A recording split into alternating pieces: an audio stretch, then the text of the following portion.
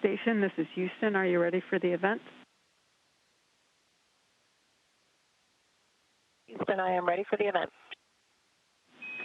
National Park Service, this is Mission Control Houston. Please call station for a voice check. Station, this is Ray Savasho with the National Park Service. How do you hear me? Ray, I have you loud and clear. Excellent. Well, thank you so much. This is a really exciting opportunity, and I'm so pleased and excited to be speaking with you in the International Space Station. I understand that you are a very big advocate and fan of national parks, and maybe displaying that admiration right now with your outfit. But before we go too far into national parks, we're also curious here on the ground, how fast are you traveling, and what part of the world are you currently over now?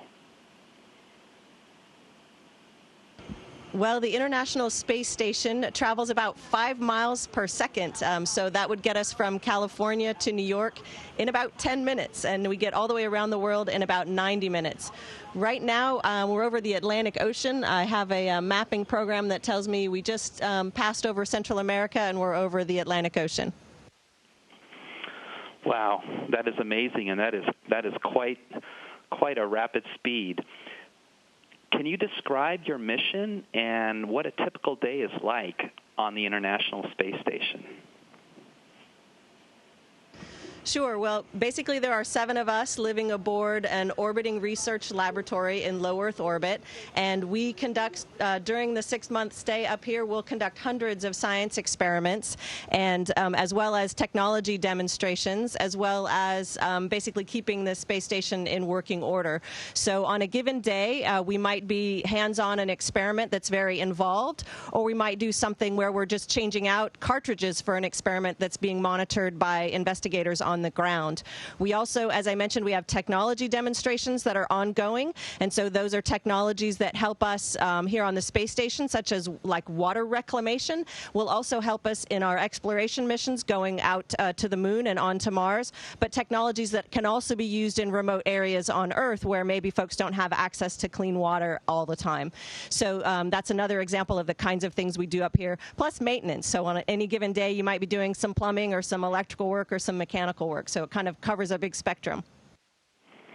That's really interesting. It actually sounds, in an unusual way, not too dissimilar from some of the activities that go on in our national parks, with all the various activities and diversity of responsibilities that occur to both take care of the space station, but as well as take care of our national parks.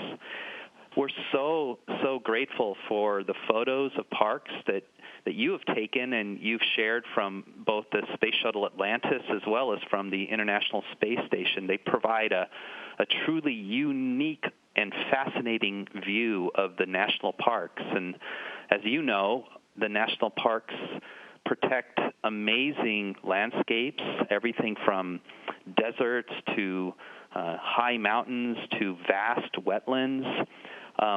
What is it like observing these places from space? Can you actually see them, and can you make out the characteristics and the features of some of these national parks? Well, Ray, I'm so glad that people are enjoying the photographs. It's been a really great hobby for me, a really engaging hobby, to teach myself to spot the national parks from space and then teach myself gradually to take better pictures of them.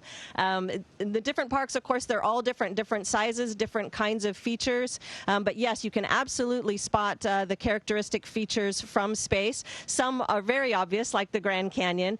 Some are less obvious. And so what I have done is gradually, go over an area and I can pick out, some of the big features. And then as we go back over those areas in ensuing weeks, learn to spot the features that can direct me to really find some of the smaller areas. Recently, we had a beautiful pass over the southwest, and I'm just going to start sharing the pictures in the next week, but I saw Joshua Tree and Zion and Bryce. Bryce was really hard for me to find, and so you take a whole bunch of pictures, and then I go back and look at them and compare them to a mapping program and teach myself to find some of the characteristic features. So it's really, like I said, it's a compelling and engaging hobby, and I love, thinking about the parks and hopefully planning some more trips for the future when I get home. That sounds absolutely incredible. I know I find myself trying to do the same thing when I'm flying in an airplane, looking for features that I might recognize, but I can't imagine what it must be like to do it from space. Hey, in addition to some of these natural features and these amazing landscapes, national parks also protect examples of our history and our cultural heritage. Are you able to see some of these smaller features, like, for example, the Gateway Arch in St. Louis or the Statue of Liberty in New York Harbor? Well, those features, as you can imagine, are much harder to spot real time. As you know, we're going 5 miles per second, so it's pretty tricky. One of my crewmates really enjoys taking city photography, and so he takes some really magnified pictures. So we have a couple different of the kinds of cameras that we use. He'll take pictures of cities with cameras like this one, and he has gotten an amazing photograph that shows the Gateway Arch, even showing the shadow of the arch over the river, which is just incredible. I tend to take photographs that are wider area, and maybe I'll graduate to a camera like this later on, but it takes a pretty steady hand. I tend to use a camera like this so I can get a wider area and then zoom in as I start to identify different features. That's great. It sounds like it's a lot of fun, but also, like I mentioned, it's really, really an important and helpful thing for us to see here on the ground too. So that's great. So it sounds like you've seen some of the Southwest parks recently. When you see national parks, are they, do they stand out? What do they look like compared to the surrounding landscape? Is this something that when you look at it, do you, perhaps if you didn't know it was a national park, would you say, wow, that's an amazing, amazing place. I wonder what that is. Do they stand out in the landscape? They absolutely do stand out in the landscape. They're generally, they very much draw the eye, again, especially like the Grand Canyon, but even the smaller parks. I first noticed Zion just because my eyes were drawn to the incredible pattern that area makes, viewed from 250 miles up. And so I took all the pictures, and then I tried to figure out what it was and thought, oh my gosh, that's what Zion looks like from space. How amazing. So they absolutely do stand out. Generally, some of the larger parks, of course, are away from populated areas, but some of them are much closer. And so sometimes you can define the park boundaries almost by seeing the interstates going on either side of it. So you start to learn kind of those different ways of recognizing the parks as you go over.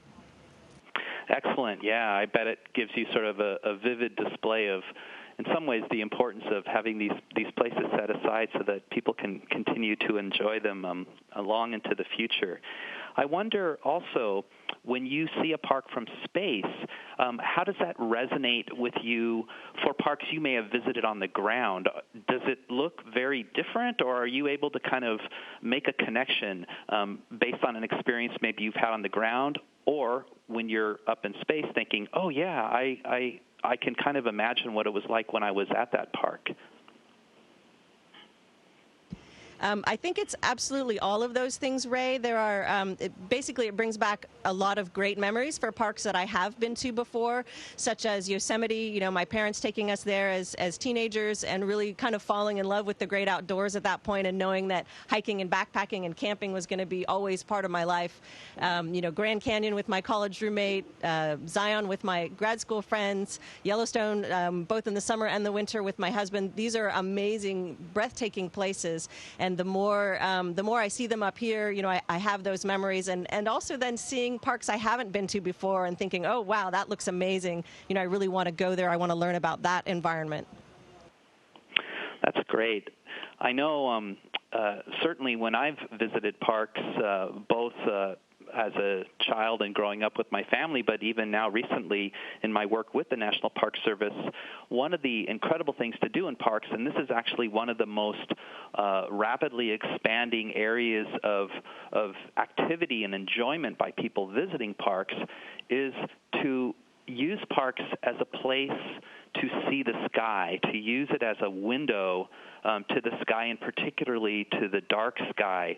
So national parks have become, in many places, these magical places to view the night sky that is becoming, much more difficult to see in other places with more lights and more urban areas. So it's become a great venue for introducing people to the amazing things that you can view above, to viewing space, to viewing stars, and to learning about things like astronomy and what we can learn from space about the Earth. What would you suggest to people that want to learn more about the night sky, and how might this be a good way to excite people about space exploration and learning about astronomy?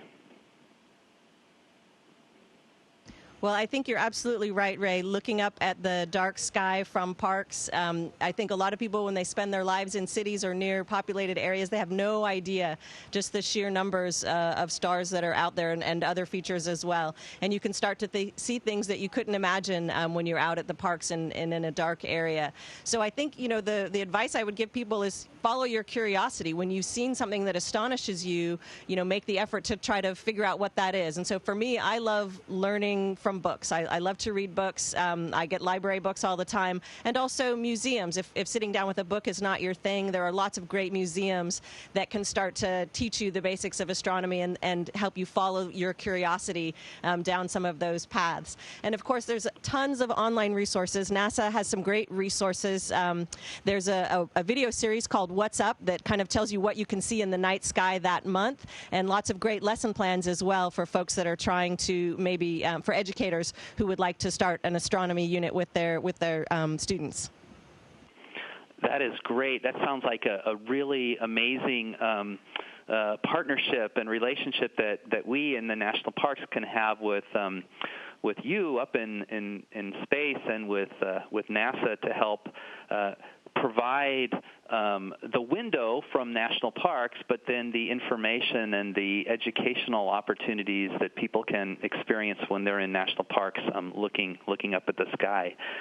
Speaking of the seeing national parks from the International Space Station, I think national parks also provide an amazing place to look for and perhaps even see the International Space Station. Have you ever seen the station from Earth, or even from a national park? I have definitely spotted the space station many, many times, also while camping, probably so many times that I can't remember specific spots. I'm usually, out in a parking lot somewhere waving and hollering at my friends and colleagues as they go overhead. So anybody can do that. You can go to spotthestation.nasa.gov and put in the town where you are, and it will tell you when you'll have some good sighting opportunities as we go overhead. So I encourage people to do that. It's amazing to see. It's a very bright object moving very fast across the sky, and I think it's really neat to see. Even if you're in a more populated, lighted area, you can still see it. That's great. Well, I think that will be something that we can highlight to people as they come and visit national parks. And it sounds like we can get information also about how and where and what are best times and so forth to see the space station. So yet another thing that people can do when they visit national parks: enjoy the night skies, look up into the sky, and then see the International Space Station. I think it's so amazing to think that you and others are up there looking down and appreciating all these wonderful things that are on Earth, and particularly the national parks and what they have to offer. Can you share maybe some favorite national park experiences or memories, things that may link to your kind of interest and excitement as an astronaut as well? Well, one of my great memories in national parks, I have lots. One of them is a trip that I took in Canyonlands with fellow astronauts and cosmonauts, and we do that to practice what we call expeditionary behavior. So we're all explorers, and I believe that people that enjoy the outdoors, that enjoy backpacking, are also explorers, learning about the natural areas. And so we spend time in these wilderness environments to challenge ourselves, to learn not just about the natural environment, but to learn about each other and how we work together as a team, how we can be leaders for a high-performing team, and challenge ourselves to accomplish a goal, which for us was, hiking across a section of Canyonlands. And so that was a wonderful set of memories where I really learned a lot, discovered a lot about myself and about my crewmates and teammates. And I think those kinds of experiences lots of people have when you go backpacking with a group of friends. I think it's all about exploration and about growth. So I think we have all of those things in common with folks who love the parks. I think most astronauts would say that they love those kinds of outdoor activities as well. And then one more, probably the most special experience that I've had a national park. My young son took his very first steps in a national park, which was Lassen Volcanic National Park. So that will always stand out for me in my mind as kind of launching our little explorer on his many adventures. Wow, that is great. That is a great story. I know Lassen is actually one of my favorite parks. I visited as a child as well with my family. Well, I love your description of park visitors as explorers. I think that's a really, really good way to describe people that come to parks, because they are, in fact, exploring our natural environment, our natural heritage, but also our cultural and historical heritage. So they are exploring these things for themselves and on their own. And in some ways, they're kind of doing what you all are doing as space explorers. I love that. That comparison there. I understand that you also are a marine scientist, have done work in oceanography. National parks, of course, include amazing landscapes in terrestrial areas on land, but there are also 88 ocean and coastal parks in the national park system. Have you been able to pick out any of these coastal areas and the coastal parks, and what might they look like from space? That's a great question. That's a little bit trickier to do, but something that I've been talking with my crewmates about, how to spot and then how to photograph some of these kinds of features. So it's something that I hope to do going forward. But right now I'm still focusing on the things that I can easily pick out kind of real time as we go flying by. Excellent. Well, we would love to do our best to help you out in finding the parks and keeping up this great hobby. And the information and images that you're able to share have been so exciting, interesting, and valuable for us. So thank you so much for that. This has been a really great opportunity. I've so much enjoyed talking to you. It's such a great opportunity to be able to think about and hear somebody describe national parks from such a unique and different perspective. So thank you so much for this. Oh, you're so welcome, and let me just return the thanks to you and to all of the members of the National Park Service, all of the staff and rangers and educators and people who preserve and our natural areas and educate us, the rest of us, about them. It's a wonderful thing that you do. It's a wonderful gift to everyone in the country, and really visitors from around the world I know come to the parks. And so it's very important, the work that you all are doing, and I'm so grateful for that as well, and I'm glad that we made this connection. Thank you so much, and I hope that this also inspires people to not only be excited about space exploration and what we can learn from space, but to make the connection between space exploration and becoming an explorer of our national park system too. And I think that would be great if we can help inspire people to do those things. I certainly agree. Thanks for visiting with me today aboard the International Space Station, and don't forget to wave when I fly over. Absolutely. I look forward to doing just that.